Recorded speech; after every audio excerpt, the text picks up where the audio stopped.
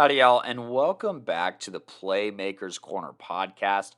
I'm your host for this episode, Kodey Stoffer, and we got some more. And on this episode, we got all 2A squads here. And for those that are just now tuning in, the way that these previews work is we talk about what happened last season. That was the fall of 22. Then we talk about some of the contributors from that season or playmakers from that season that graduated in the spring of 23 here. But then we also look at some of the guys that are going to be coming back. And then following that, we look ahead to their schedule this fall and we give them a window of wins based off of, games that we think they can win, games that we think they can't, and, the ones that could be toss-ups depending on the situation and who's hot at what time, kind of, as well as, depending on home field advantage and stuff like that. So, that's kind of the MO for these season previews. So without further ado, let's get into it. And this very first squad is one of the biggest surprises of the entire 2022 season, especially on the 2A level, and that is the Montezuma-Cortez Panthers here. They overperformed in every way imaginable and were one of the most fun stories in any classification last season. After making the postseason at 6-3, with notable losses to Rifle, to a 1-point loss to Pagosa Springs, which was kind of surprising, and then a big loss to Delta to end their season. This team looked a little iffy. I'll admit they looked a little iffy, getting some arguably easy wins at times, but they also beat a team like North Fork that is normally a very solid 1A team, and they won a lot of close games. So fast forward to the postseason, they come in off of a really big loss, and they pull off a 2-touchdown upset over Elizabeth, beating them 21-7. And then they get another revenge upset win, this time against Rifle, 14-0 before their season ended in the semis against Eaton. But, 2-1 in a postseason, in a season where you weren't really supposed to make the postseason, is obviously fantastic for this team out of Cortez. So, that was last year's recap. And let's talk about some of the guys that really made that possible, A, making the postseason, and B, winning postseason games.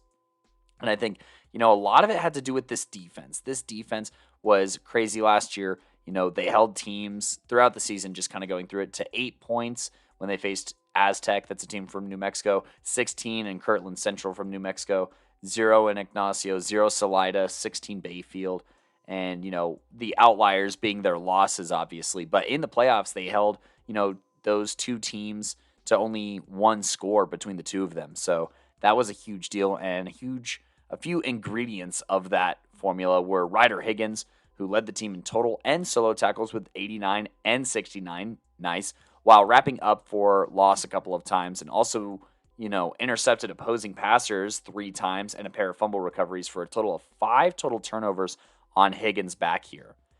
Xander Cruzan here also notched 3 interceptions and a fumble recovery himself, but, we'll talk about his offensive impact in just a moment after talking about Caden Kodey here, who led all Panthers with 13 tackles for loss, had 55 total, and was one of the leading tacklers in the state as far as sacks go, with 16 sacks and stripping ball carriers 3 times, landing on those balls twice, making him honestly one of the most valuable Panthers on this team here for Montezuma. Talking about another defensive impact here, Dorian Hillard had 48 total tackles and was tied for 4th on the team in tackles for loss. And then flipping over to the offensive side of the ball, as mentioned earlier, Xander had a solid offensive season. He had 55 receptions for 819 yards and 6 scores and was the lone leading receiver in all of those categories. No one else was really even close to his level. And the guy that was throwing him passes was also a senior last year, Jake Blackmer, who, completed 63% of his passes en route to 756 yards and 13 touchdowns and, was important to a balanced equation for the offense. So, that was Montezuma's season last year. And talking about some of the guys that are going to make an impact on their current season includes the likes of Miles Frost here. He was 2nd on the team in tackles for loss with 12 and also racked up 7 sacks, it looks like. So, they're going to have a pass rusher back in tow. And Frost was only behind Coty and sophomore stud Shioki Knapp, who had 8 and 11 tackles for loss of his 44 total, 8 sacks, that is. So, they bring back 2 pass rushers, which is going to be very nice for them. Then another rising senior is Marcus Harris, as well as Dean York, who both of those guys combined for 9 tackles for loss. And York had 72 total tackles. So overall, just very productive. Aiden Beeman notched 3 tackles for loss and 35 total tackles and was helping with Braden Seymour, who had 2 sacks also. And, both of those guys saw contributions on the sophomore level. Now, one of the biggest impact guys, of this entire team is Tay Wheat. He was responsible for 3 interceptions and 2 fumble recoveries while totaling over 200 yards of returns off of turnovers. And not to mention was the most reliable playmaker, catching for 302 yards and a pair of scores while also leading the ground game with 1,078 yards and 7 touchdowns, and will be the crutch of this offense that will have a new quarterback here. But, heading into his junior year, very exciting prospect to be looking at. Colby McMillan had 2 picks as a sophomore and, is part of the 6 total interceptions that are returning from this class. And 10 of the top 14 tacklers are all returning, including 6 sophomores. So let's look ahead to this next season for Montezuma-Cortez, who, saw success with defense as well as, a balanced offense. Obviously, the quarterback is the big question here for Montezuma-Cortez. So looking at the schedule, obviously very, very similar, if not the same in a lot of ways as, last season. And so, for the upcoming schedule, they will start off against Aztec. This team was a playoff team in New Mexico. So I think that it's always fair to look out for that team, maybe even being better or improving. And then they face off against Rifle. This one is at home, so that's a big advantage for them. I do think that Rifle has the slight edge in returning talent, specifically at positions. But, if they do pull this one off at home, that could be a big deal. I think that Kirtland Central is another winnable game, just kind of based off of how it went last year. And, I think that, first off, I just love seeing these New Mexico teams on the schedule here. And, this team did not fare well against Montezuma, nor did they fare well against Aztec as well, who, Montezuma beat last season. So both are interesting. They should beat North Fork. I think that they should beat Ignacio. I think that Salida is a winnable game, and I think that Bayfield is a winnable game as well. I'll talk about these other teams here. Bayfield, they'll be a tougher out next season for sure. So I think that's something to consider. And Salida has a decent amount returning on their defense as well. And then Pagosa Springs as well. I think that, this is a game that they did lose last year, and they are returning a lot of playmakers on both sides of the football. So that's something to keep an eye on. And then Delta's also going to be a very complete team next season. So, I think that the schedule is going to be challenging in parts. I think that they're not going to be able to breeze through. But if they're able to, kind of run this offense through Tay and, these guys on defense that I talked about continue to do their thing, this should be a very solid Panther team, honestly, still.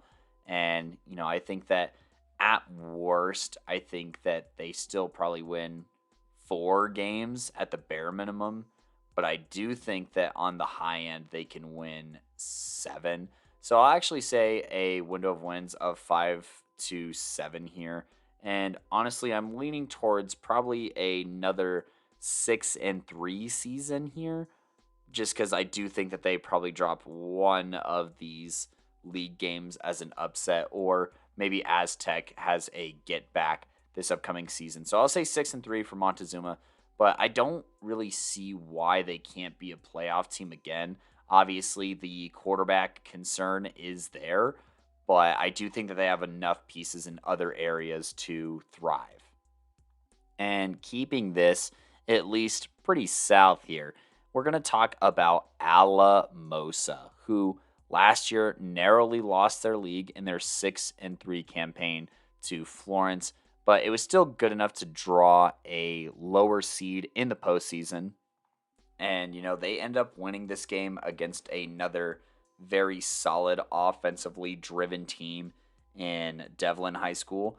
And then their season ends against Delta on the road, which I don't think is, the worst thing in the world. And so some of the contributors from that 2022 season, KJ squared was a lethal connection for the second year in a row, with Cade Jones, accounting for 782 of Casey's 2,408 passing yards and 8 of Casey's 25 passing touchdowns in a connection that was historic.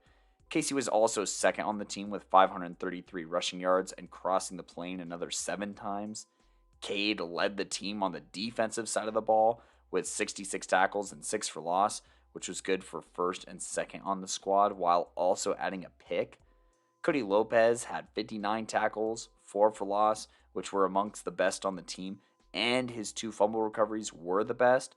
And lastly, Javi Gonzalez was second on the squad with 7 tackles for loss of his 29 total tackles. So, the Joneses, they were kind of the heartbeat of this Mean Moose squad for the past few years.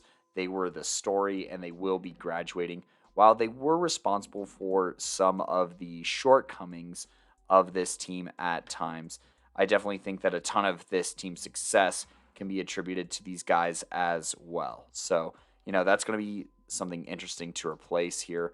But, they will still have weapons on the offensive side here. When I talk about that, I'm looking at a guy like Brant Jackson, who is the leading receiver in receptions and touchdowns while pulling in 591 yards, and is a matchup nightmare for anyone at 6'4", 190 pounds. So, we can still see him probably being a big body target for whoever's under center next. They'll also be returning their leading rusher on the team, RJ Maíz, who had 657 yards, 7 touchdowns, and will be the rock of this squad. So, and then on the defensive side of the ball, RJ led the team in tackles for loss at 9. He had 47 total tackles, and he had the most assisted tackles on the team. So constantly flying to the ball, making sure that a play ends. On the defensive side of the ball, you have guys like Michael Motz, who led the team in pass deflections, but was also complemented by a sophomore in Carlos Garcia, who led the team in interceptions and recovered a fumble while getting 33 tackles. Carter Tolsma recorded over 50 tackles and was third total on the team, and 6 of those 50 tackles were in the backfield. And then, outside of the top 2 tacklers graduating in general, you do return 7 in the top 11 of returning playmakers and tacklers and contributors to this defense. So that's very exciting for Alamosa here. And then Mikey Trujillo was an all-state honorable mention at end and tackle his junior season, and will look to keep the new quarterback upright. And then, for this team, they'll be headlined by a steady force from Maíz here, and, weapons on offense and a defense that's solid contributors on all levels.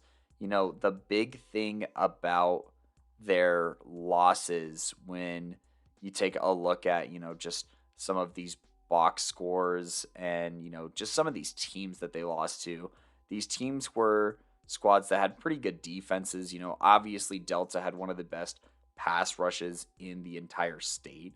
So that's a big deal. And they forced, 3 interceptions in that playoff game. You look at Florence's win over Alamosa, and, they forced an interception and at the same time forced sub 50% completion percentage and held the Mean Moose to just 3.6 yards per carry.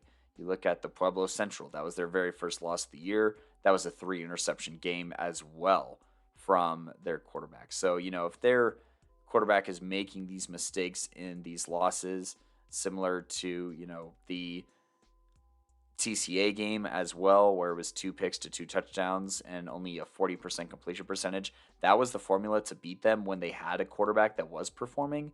So it'll be interesting to see what these other teams do with a quarterback that could actually, potentially perform to the level that, that's not quite at that Casey or Cade Jones level. So let's look ahead to this year. Pueblo Central, this team was very close to making the postseason last year if it wasn't for an injury to their star player. And I think that if he is back, Amari that is, then that means that Pueblo Central probably wins this game. But it is a home game for Alamosa, so they do have that going for them as well. They then have TCA. TCA graduates a lot of kiddos, but this is in Colorado Springs, and it's from a program that at least is consistently competitive. So I think that's something to keep track of here.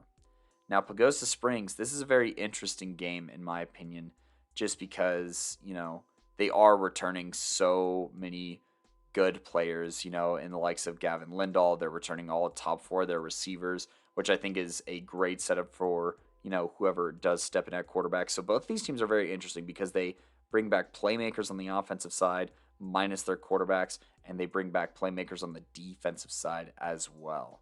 So, I think that that's going to be really interesting, but I think that Alamosa's big play potential is a little bit higher, so I might defer to them in that game. They then play La Junta on the road. This was a squad that they did beat the prior season here, but, La Junta still a very solid squad and, one that was pretty close to making the playoffs. We'll see who can make a leap this year, but this is definitely a losable game if you are Alamosa and you are not careful. They also have Manitou Springs on the road as well. It's a little bit of a rivalry there. And then Florence and Woodland Park to close the season. So definitely sticking around that, very southern tip of Colorado type beat for the end of that season. And I'm pretty sure that Manitou graduates one of, if not their best athlete as well. So, it should be an interesting season, a very back and forth season, a lot of coin tosses this year as opposed to last year where I was pretty confident in their ability to potentially dominate.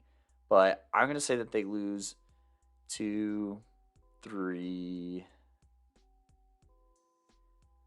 4 games probably. So I'm thinking 5 and 4, but I'll give them a window of wins between 3 and 6, which I know is a bit on the high side here. But, I think that 5 and 4 is fair, but I don't know if that'll be a strong enough schedule to make the postseason for the Mean Moose. Another 2A squad that starts with an A here is Arvada, the Bulldogs here, who I think rode a pretty soft schedule to a 500-plus level, and also, won some very competitive or tough games in that span, and, losing some close non-league games as well as, those other close contests. Makes for a respectable season. I mean, they started off with a 2-touchdown win over Prospect Ridge before a 10-point loss to Littleton, an overtime loss to Inglewood, a big win over 1A Middle Park, and then, losses to Brush University in, their league, but getting wins over Sterling, Timnath, and a very close win over Weld Central, showing some chops, but I do think that this league is going to be even more competitive this upcoming season. And, University was a team that had a handful of juniors that I think are going to contribute to this team even more.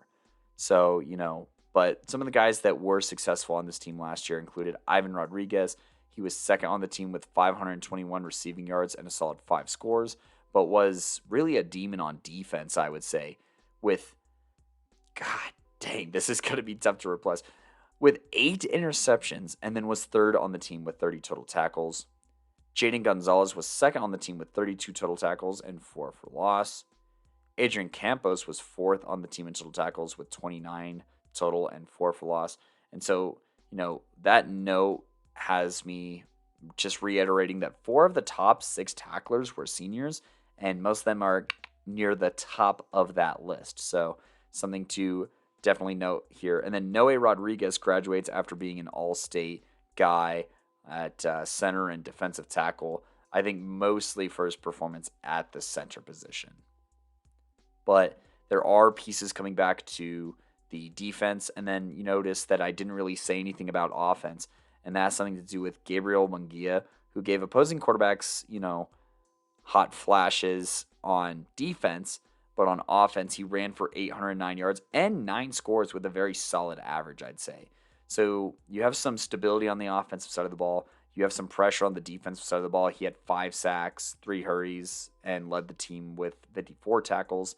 Derek Gonzalez was somebody else who was very solid, making plays in the backfield as only a sophomore here. Same with Yahin Villegas here. He was another sophomore with an absurd 20 tackles for loss, honestly. Jaden Jessup and Josiah Barajas both had 4 pass deflections and a pick, so they'll be useful in the pass game here. And, this is all complemented by Christian Lake, who had 25 total tackles, 7 of those for loss. But, then you look at who are some of the other guys that are going to be helping out on the offensive side of the ball outside of just Gabe here. And you're looking at guys like Trevor Lucero, who accounted for 1,830 yards, 1,600 of those being through the air, and 14 scores, while fighting the pylon 5 times on the ground. And then Jariah Ariano was fantastic his freshman year, catching for 605 yards and 6 touchdowns, and should be a mainstay threat for the Dogs. So what does that mean for this year? I mean, honestly, on offense, I feel like you have everything that you'd like. You have your running back coming back. You have your quarterback coming back. You got, weapons coming back as well. So this should be a very balanced offense. And then it's just a matter on what is this defense going to do. I think that they still beat Prospect Ridge Academy this season. I don't know about Littleton's talent this year. I know that they had a very talented senior class. They have a new coaching staff. But I'm going to probably just give the benefit to Arvada here, just because, they're not going through the same major change and they have a lot of returning players. I think that they do lose to Inglewood. Inglewood obviously had very talented seniors last year, but they have an up-and-coming young quarterback who got a ton of experience last year and only got better as he went. So I think that, definitely keep an eye out for Carson Campbell and whatnot. Then they have Middle Park. This is definitely a win in my eyes. And then they have Brush. Brush was a little bit of a younger team last year after graduating so many in their state appearance. So, I think that Brush is probably a losable game. Timnath will be greatly improved. They're seeing some extra talent, I think, come in this year. But I still think that Arvada should be favored in that game. And then University, I think that University wins that. And then Sterling should be a winnable game. And then I want to say that Weld Central's best player, and I might be mistaken, so be sure, as always, to stay tuned for our program previews. Coach V is going to be coming out with his own, as is Gideon as well. So be sure to stick around for those. But, the leading rusher on this team was actually just a sophomore. So, we might see a little bit more of a competitive game from Weld Central, even more so than that 2.1. But even if I give Weld Central the benefit of the doubt and Arvada, even if they were to lose that game, that was such a close one last season, I still think that they do really well this season. I think that, you look at the games that are definite wins, and I want to say that, a Prospect Ridge Academy should definitely be a win.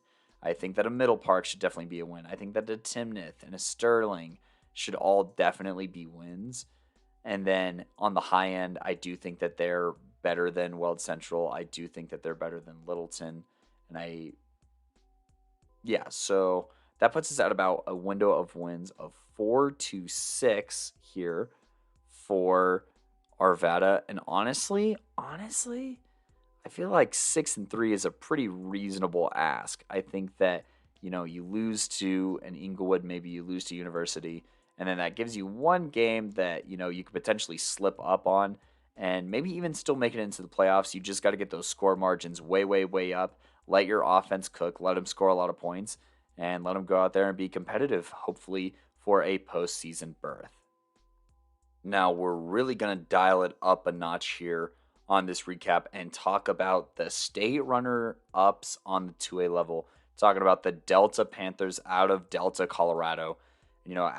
After having gone undefeated and not really having a shadow of doubt through the regular season, Delta then bounced everyone on their way to state, with their closest game being a 1-touchdown win over TCA in the semi, before falling just short on the heels of a dominant pass rush and balanced attack on offense, losing to Eaton by only 11 points here. So, they were drilling teams this season, as far as averaging around 30 points per game. Big notable wins: 48-6 over Bayfield, 42-3 over Montezuma, 42-0 in their first playoff win, 37-8 over Alamosa, and just beating some solid teams. They beat a 3A squad in Palisade on the road. So, a lot to be happy about. Gideon, Simon, and myself actually made it out to the Academy game where, they looked very dominant in that game in huge part to their pass rush. And, that was good enough to make it to state. But, they had a ton of seniors on this team that made that possible. So some of those guys, on offense, they take some damage at skill position with leading receiver Gavin Brewer, who took just under half of the team's total receptions across the stage and ended with 494 yards and 6 receiving touchdowns. But the MVP of last season, if I had to assign it, was probably Connor Workman, who was not only the second leading rusher with almost 1,000 yards, just 5 yards away, and 7 touchdowns, but on defense was one of the best players in the state, recording 3 interceptions in pass defense, but was a threat in every facet, notching a team-high 12 sacks, 137 tackles, and 18 tackles for loss, which sack and TFL totals were more than the rest of the team, or at least the seniors combined. And, he took over entire games, especially against the best teams, when they'd have to compete. I'm thinking about the Academy game. I'm thinking about, the Montezuma-Cortez game. Games like that. Connor Workman was putting in that work, man. And, he was a Playmaker of the Week guy. He was an end-of-the-year award guy. Just an absolute beast in every way of the game. He's somebody that, was at least in discussion for that edge rusher conversation in that top 5 class of 2023 conversation. He's just, I don't even know if it's going to be possible to replace a player of that caliber. They have some other great players too. Clay Sandridge, who was another top tackler in the senior class with 114 tackles. He led the team with 3 recovered fumbles and was great at taking correct angles to the ball. Alex Ward and Gavin Brewer both had a pair of interceptions and combined for 10 pass deflections. Gavin leading the way at that with 7 of those. And then Connor Stoltzfuss was the 5th best tackler with 72 tackles. And then, Alex Ward's 66 rounded out the top 6 tacklers, at least in terms of the seniors. But there are some guys returning to try and, patch some of these losses. And there's some really, really good talent that is coming back too. I don't want that to be doubted or questioned here. So, one of those guys is going to be Talon Hewlett. He was a junior last year. He recorded triple-digit amount of tackles and was assisting on basically every tackle. And, will be the linebacker of this squad this season. So, I think that he's going to be a very high impact player.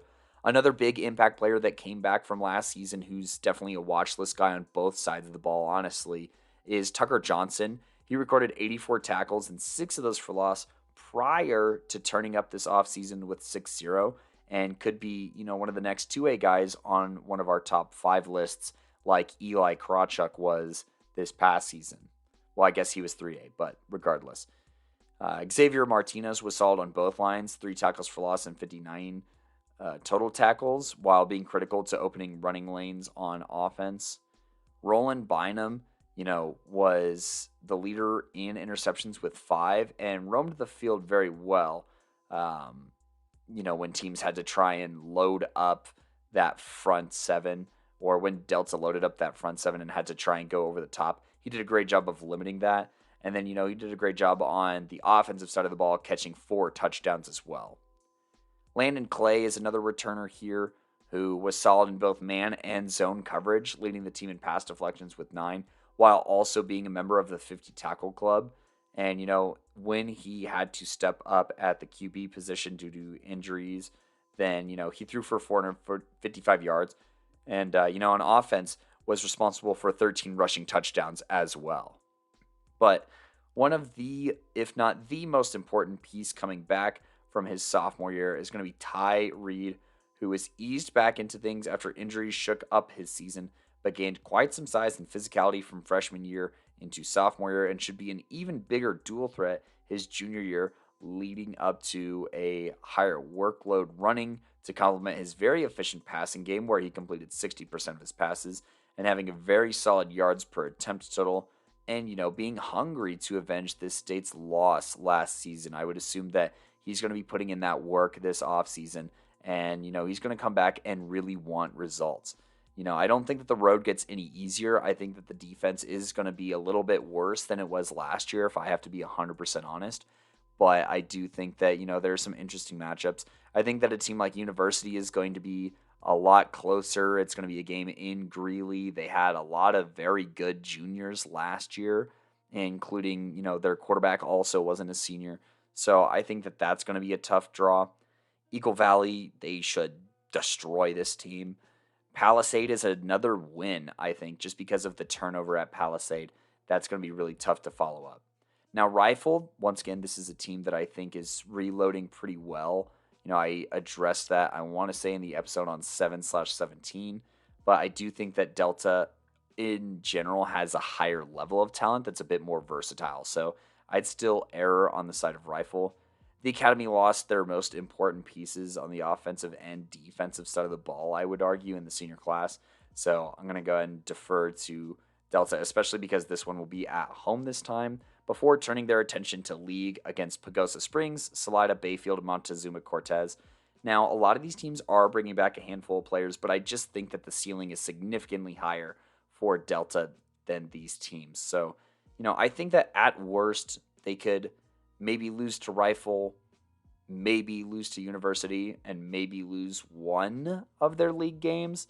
So honestly, I think that the window of wins starts at 6, but it really is as high as 9-0. So I'm going to say window of wins of 6 to 9. And honestly, I'm just going to try and predict a 9-0 season.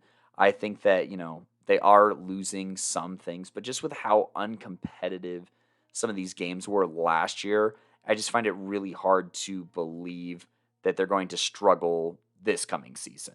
So that's my take on Delta. I'm calling the Panthers to go 9-0 in their upcoming season, but definitely, win no less than 6 games. Otherwise, I would chalk that up to being a major disappointment. Now, a team that was in a bit of a rebuild last year, was the Bayfield Wolverines. The new talent just wasn't enough to pick up where the Wolverines left off the season prior. But, I'd still say they pushed teams like Aztec, within 5 points, Moffat within 3, Montezuma within 8. And unfortunately, Pagosa Springs, for their only chance, or their last chance at a win last season, went to overtime before losing and sending them back to the chalkboard after having just made the playoffs a season prior with a talented senior class. Now, some of the seniors that are graduating from this past season that resulted in no wins were Deegan Barnes. He was thrust into the playmaking position of quarterback and did his darndest, throwing for 1,234 yards, or 1,234 yards, as well as 8 scores, and then rushing for another 295 and 5 scores. So, we're talking about a guy that had over 1,500 yards of total offense, but just is not a quarterback. Honestly, he's a skill position player. He's somebody who really thrived in that kind of offensive utility role as far as being a good source of playmaking from the tailback position or splitting out wide and catching some passes. So, that kind of transition was rough as his decision-making tanked a little bit, throwing 15 interceptions that just won't win games, as opposed to, having him at a skill position where he gets a chance to thrive.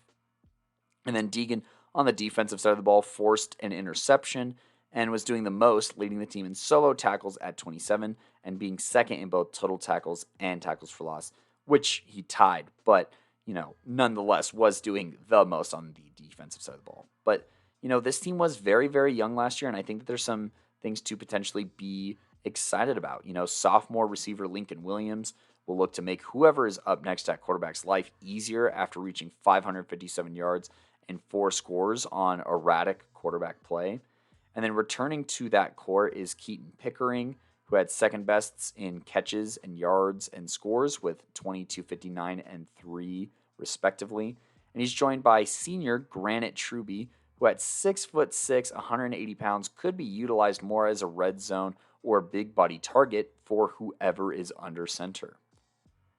If the Wolverines roll with the same strat as last year, Donovan Candelaria was probably their best multifaceted athlete, running for 210 yards and a score while catching another 100, so maybe he's put into that quarterback role after being the most diverse athlete.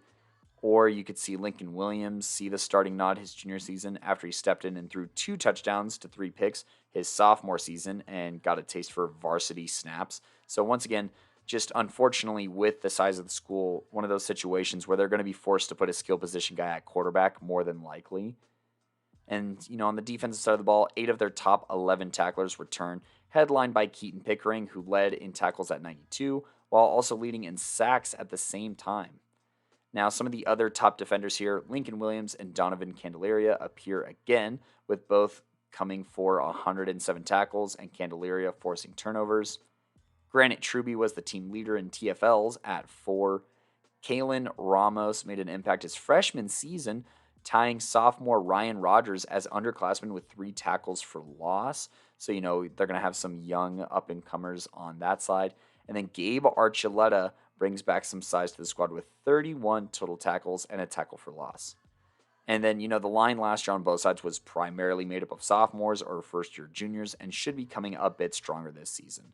So, looking at their schedule last year, some of the teams that they were able to push and maybe some of those gaps that they might be able to close this year, in this upcoming fall season, I think that it does not start with San Juan. That's just a really good football team.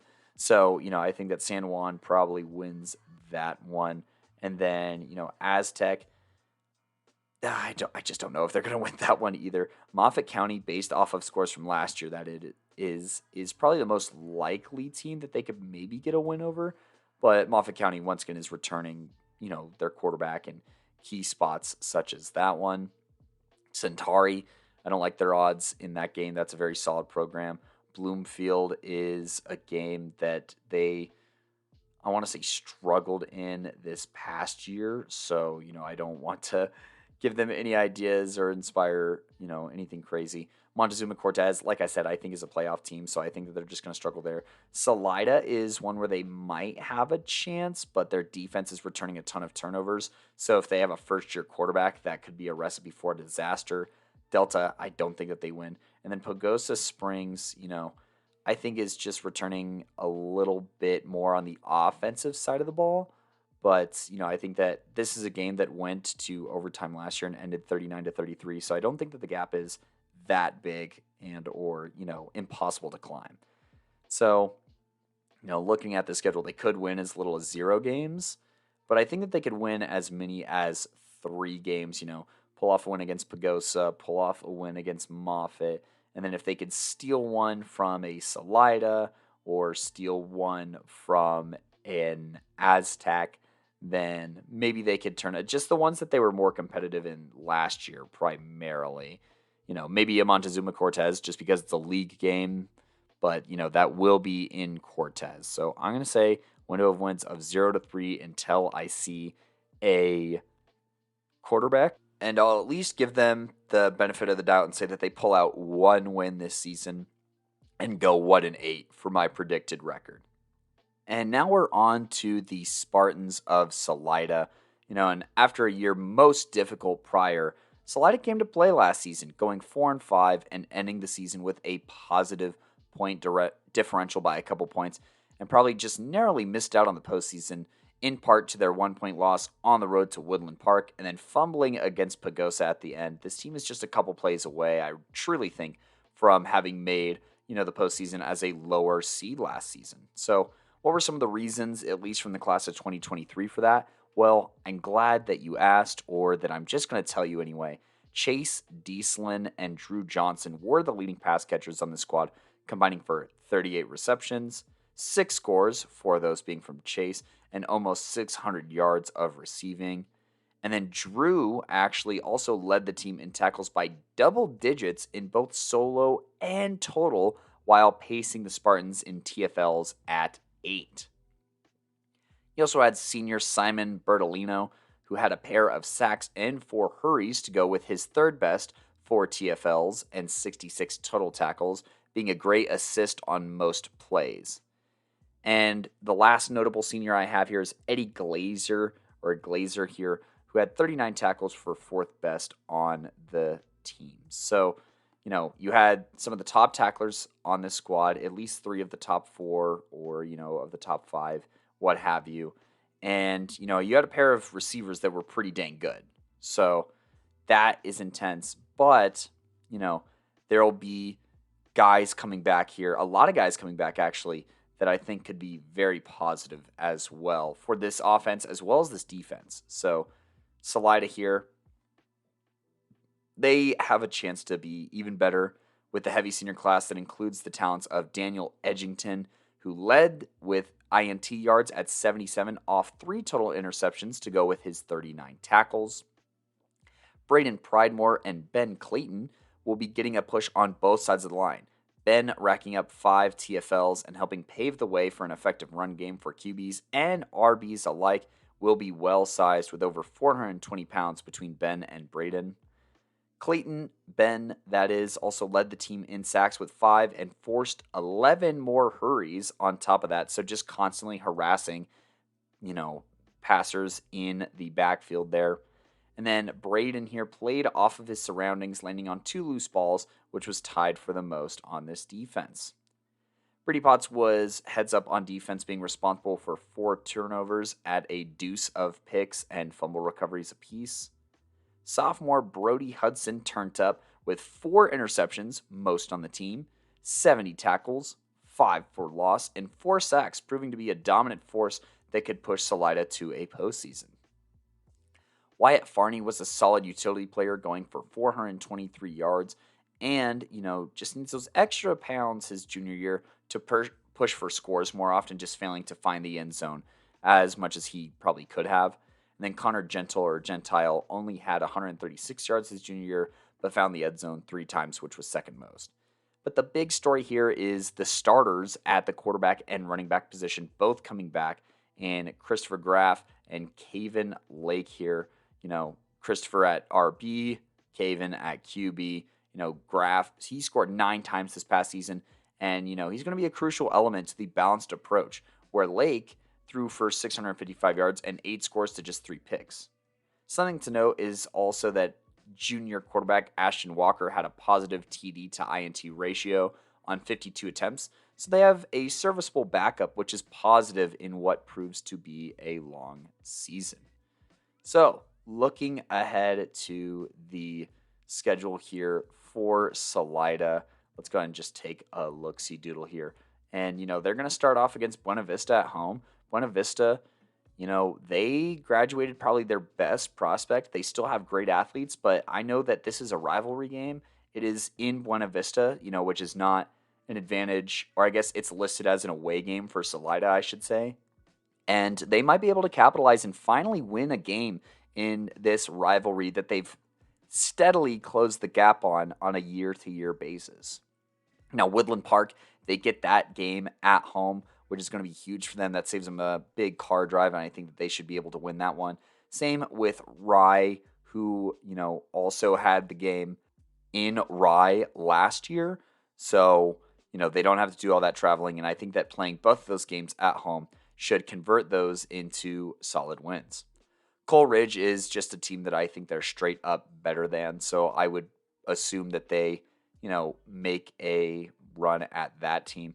And then Del Norte was a team that they beat the brakes off of last year, and with the pieces that they are returning, I really don't see why they can't win that game as well. Montezuma-Cortez, this is going to be a really tough game. Lake here is going to be tested against this defense that has playoff experience, that has shut out playoff experience, and great pass rushers coming from a variety of angles. So, this will be a challenge for the Spartans that, haven't been pushed in that postseason kind of environment that Cortez has. I think the same can be said for Delta as well. And then Salida, I think that they probably should take care of business against Bayfield, like I said before. And then Pagosa Springs is going to be really interesting because Pagosa is, returning a lot of defense and a lot of rushing yards, but not the, quarterback that they're kind of looking at to establish this team and, just be a steady presence.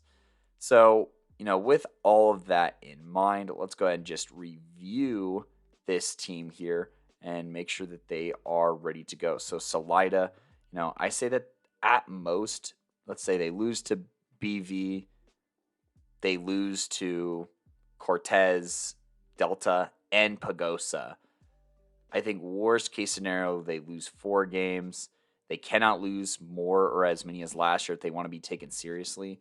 And they could, at minimum, just lose to Cortez and Delta, I think. So I'm going to say a window of wins for Salida at 5. This is a program that I really grilled not even that long ago in the relative time of things, but I think that they took it to heart, and I think that this is going to be an improved team this year. And I'm going to say 6-3 for their final record, and be a competitive squad, and hopefully be a part of a league that I think can send forth 3 playoff teams to the postseason. I mean, they sent 2 last season, so I think that there's plenty of difficulty on this schedule, and I think there's plenty of opportunities to dominate as well. They just got to win the ones that they're supposed to, is the gist here. And believe it or not, in my notes, I actually read it out of order, but it doesn't matter because I've been talking about this team, just kind of interwoven, and a team that really played spoiler down the stretch, winning their last 4 games after a brutal 0-5 start against playoff teams.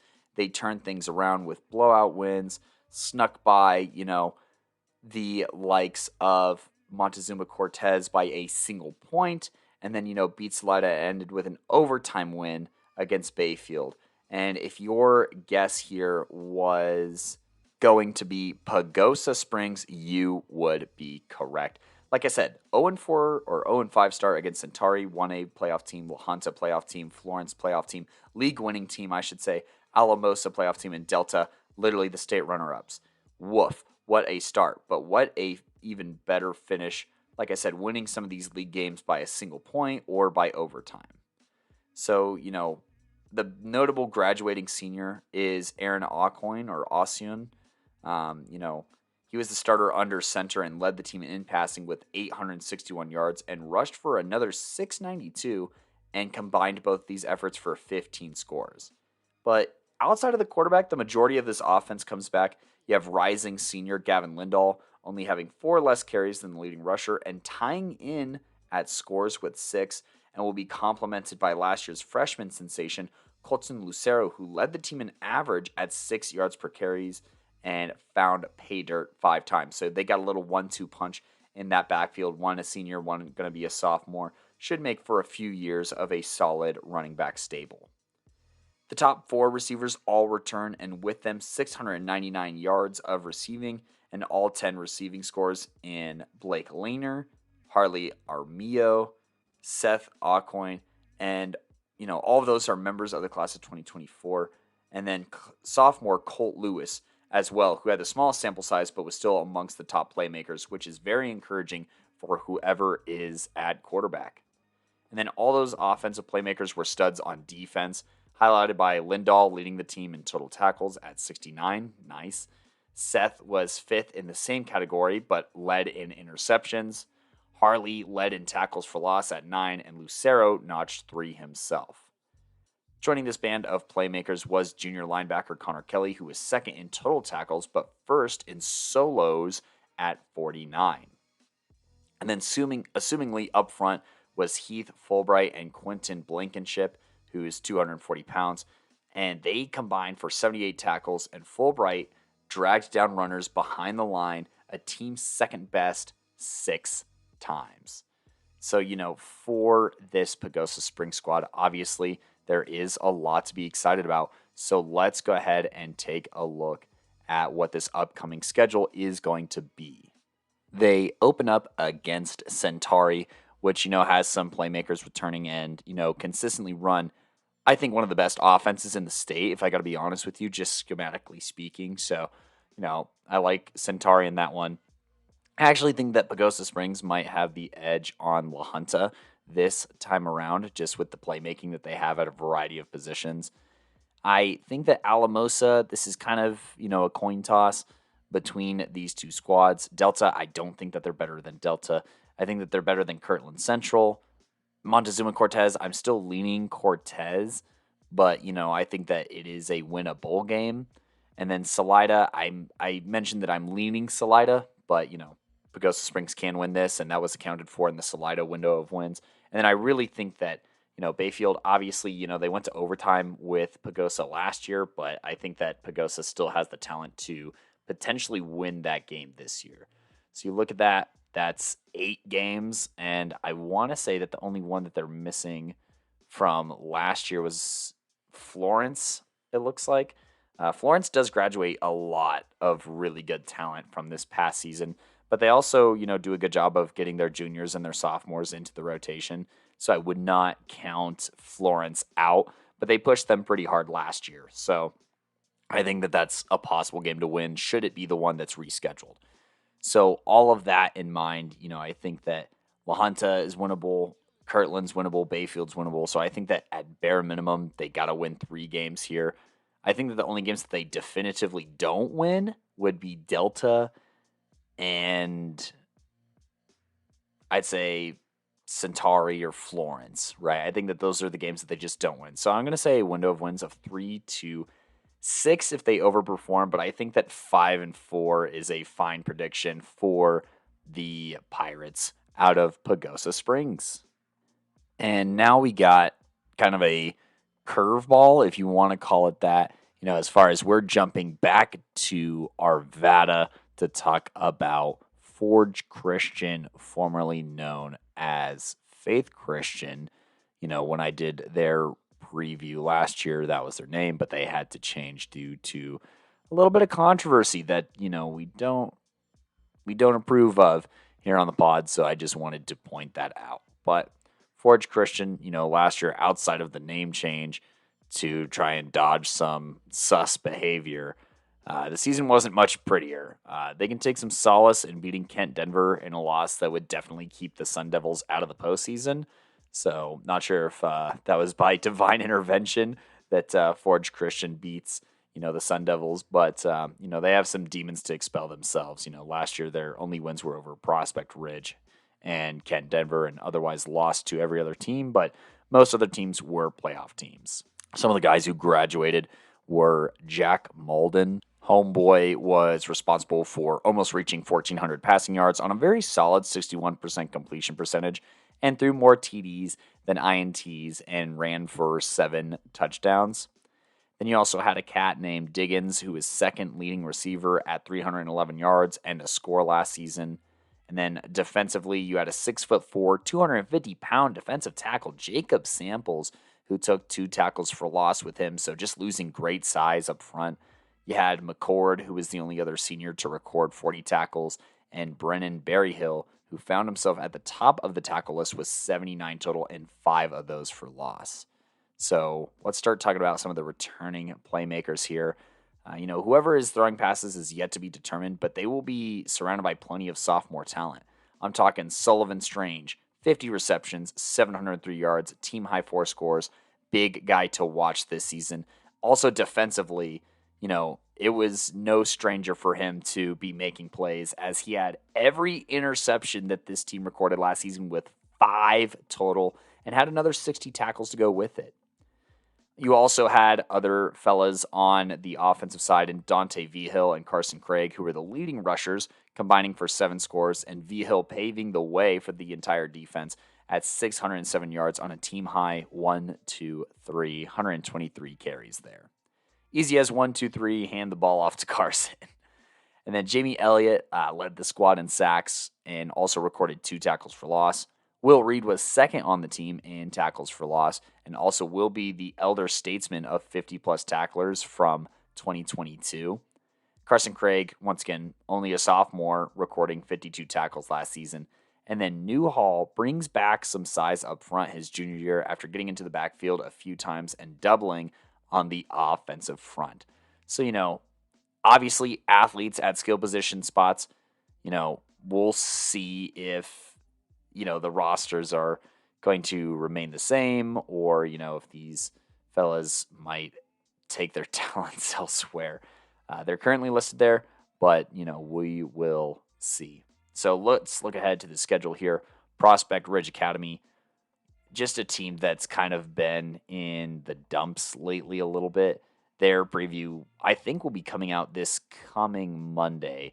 But, a team that just had a really tough time last season, turned the ball over a whole bunch, and, had some younger contributors that maybe they could be excited about, but none that were as efficient as the playmakers on this Forge Christian team. So I'd probably lean towards Forge Christian on that one.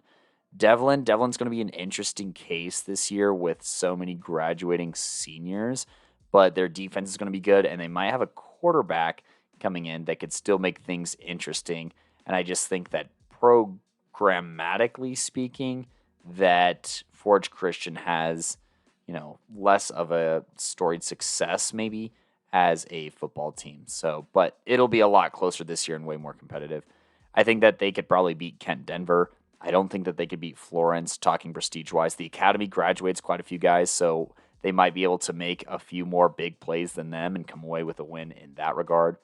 Berthoud, they had a lot of seniors, but also a handful of juniors last year. Steamboat Springs is a really interesting case because they're bringing back a ton of guys, but I wouldn't say playmakers in the same way that Forge is. So I actually think that Forge can win that game. I don't think that they win against Eaton and then Fort Lupton on the road.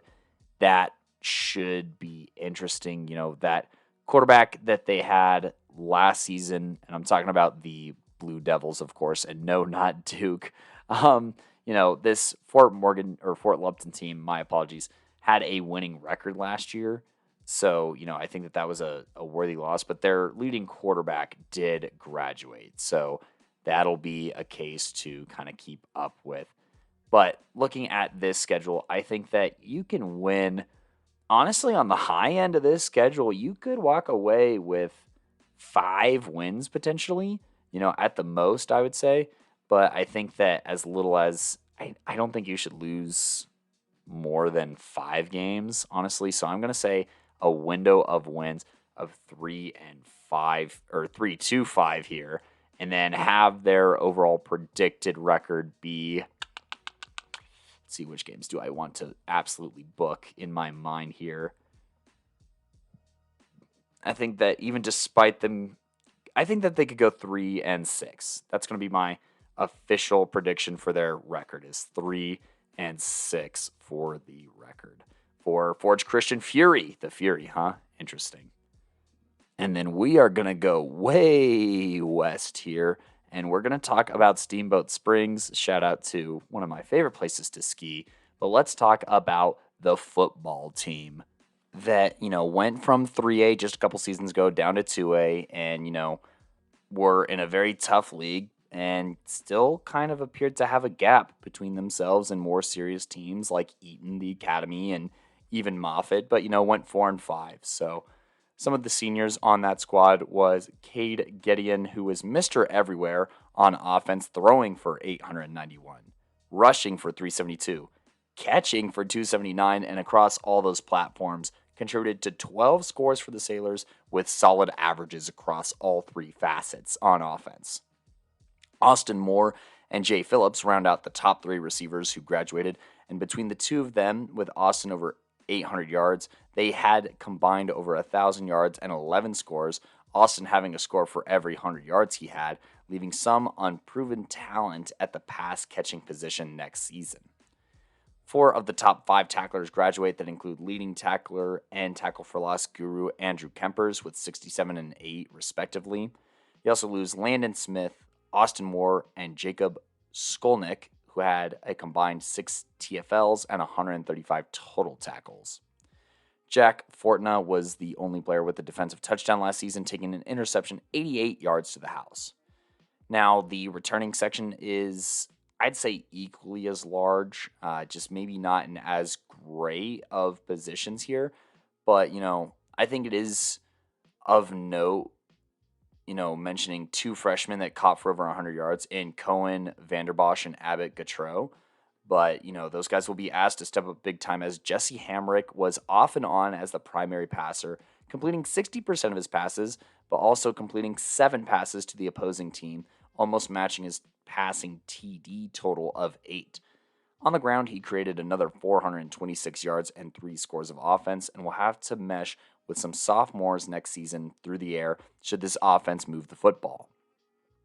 Juniors Ryan Schott and Finn Rogers both had 6 TFLs last season, with Schott recording 60 total tackles, and are joined by other juniors such as Wyatt Shaw and Damon Vega, who used strength to get multiple TFLs.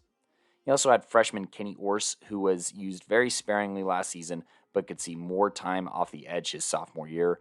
And then John Bean and Finn Harshall, who had 2 of the 3 interceptions from last season. So honestly, there's a lot of unproven talent on this team. A lot of very young talent, I should say. Maybe even a lot of freshman contributors coming back for their sophomore year is my impression, I should say, of this squad, but with the quarterback in tow. So, they open up the season against Coleridge. This is probably a game that they should win, but, I'm willing to call that one a coin toss. They then have Moffat County at home, which is just down the road, but I think that Moffat just has a bit more proven talent. Then Middle Park, they should win that game, honestly. Middle Park is going to be a struggling program. Aspen might be, this is on the road. This is in Aspen. I actually think that this is a game that Aspen could definitely win, but I also wouldn't be surprised if Steamboat won it, but I'm leaning Aspen right now. And then I'm leaning Eaton. The Academy, they still had some guys on the defensive side of the ball, so I want to give them credit where credit's due and kind of lean the Academy on this one. Forge Christian is going to be a close one.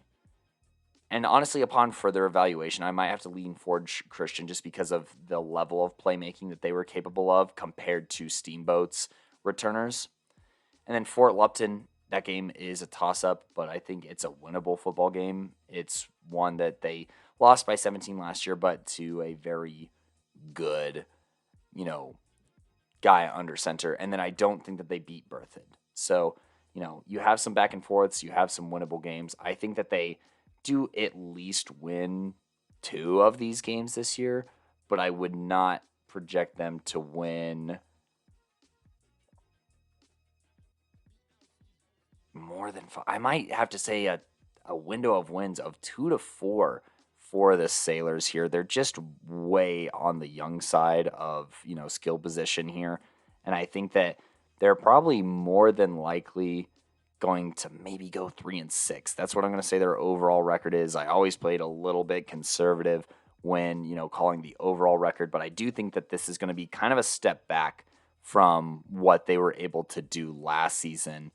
And, I think that they're more slated to, if they find a good replacement quarterback following this season and then combine that with some of their playmakers at the skill positions, they should be in a much better spot to compete here in a couple of years.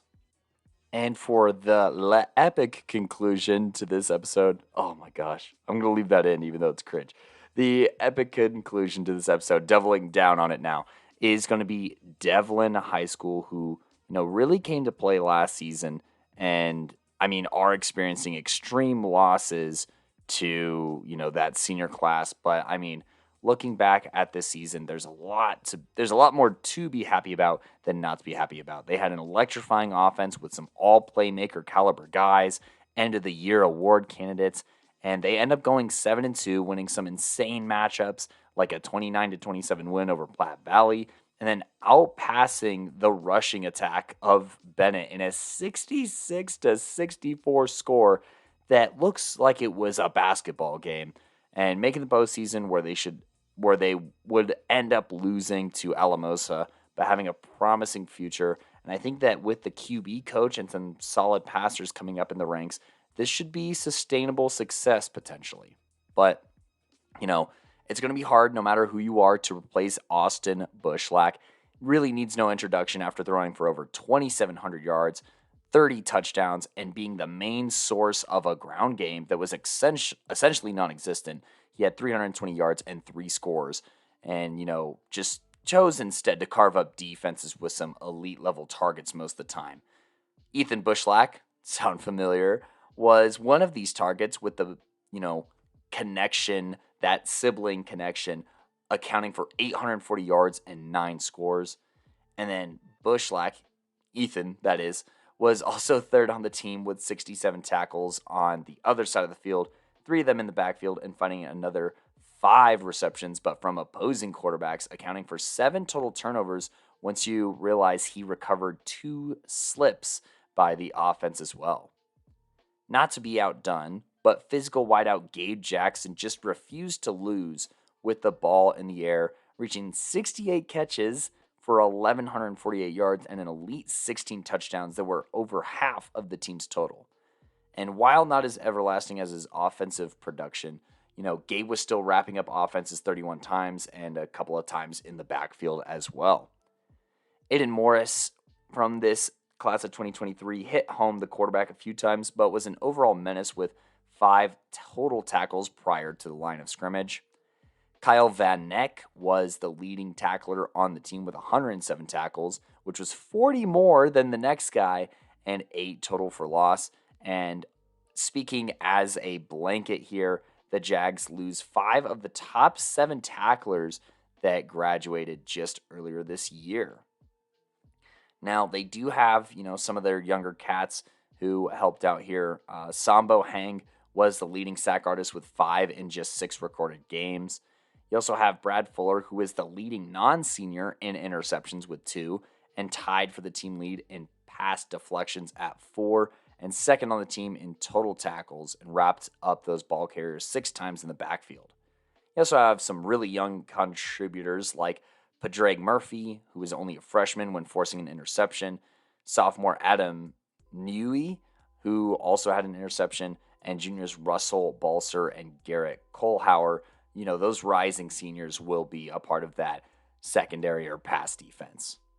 Now, Fiadanu was obviously studied and keyed in on a lot more his sophomore year, and missed a lot of time with a steep decline in production, but yet still forced a team high 2 forced fumbles, and even in a quote unquote sophomore slump was responsible for 4 tackles for loss. And then someone that we're kind of looking at here that we got to witness work out a few times over the summer is Kevin Felden. He will be, at Devlin High School. He's a class of 26 guy, and I think that he's somebody who can look at an entire field, or at least has shown the ability to do so.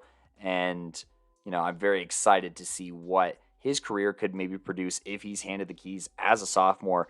This could be a solid and steady run of 3 years of improvement.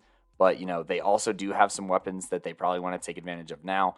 But at the same time, I think that this defense is on the up and up and has, this team overall has a few years to really whip into shape. So let's take a look at their schedule.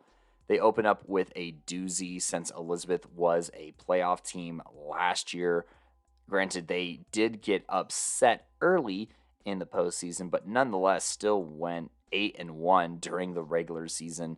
And I'd say, I don't even have to say we're one of the top teams in Colorado football, and they had a lot of junior ball carriers there. So, I think that Elizabeth is probably favored in that one, at least in my eyes. Forge Christian, they're another team that just returns a lot more weapons at skill position than Devlin does.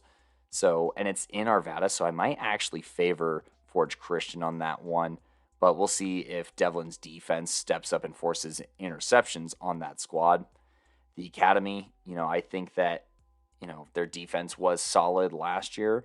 And, I think that this will probably be a low-scoring game with all the graduating players on both sides of these squads. Alameda, you should probably never lose to Alameda. Then they have Platte Valley. This one is on the road in Kiersey, so I think that that's going to make it a lot more difficult. And then for some reason, they have them listed twice, which I seriously doubt is the case. So if we look at last year's schedule to get an idea of what that other game was and project either something similar or a team of a similar caliber, the team that's missing from their schedule as it stands right now is, never mind, no one. It's just listed twice. But Platte Valley is probably fared on that one. And then they have Bennett at home. I think that Bennett probably gets revenge for last season, honestly, just because of the system that they run being a bit more simplistic. They then have Wellington on the road. I think that that's also a really tough game. Wellington started to get comfortable last year, and they have some great playmakers. I think that with another year of melding together, they are a threat to win this game. Prospect Ridge, once again, just not a very good football team. I'll probably take Devlin in that one. And then they end the season against Valley, which, worked out just fine for them last year with a major 33-0 win. And I think they even did that on the road versus this time they'll be at home, which obviously just saves a lot of time on the drive. And I mean, this Valley team, I mean, they still won games last year but struggled, but they were also very young, I would say. And so I think that Valley has a chance to win this game, depending on how well this Devlin team meshes. But I'll still, well, okay, let's just look at our window of wins, honestly, where I just don't see them losing more than,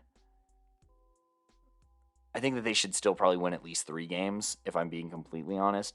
And then I think on the high end of things, they just have such an interesting schedule against a lot of other kind of young, unproven teams.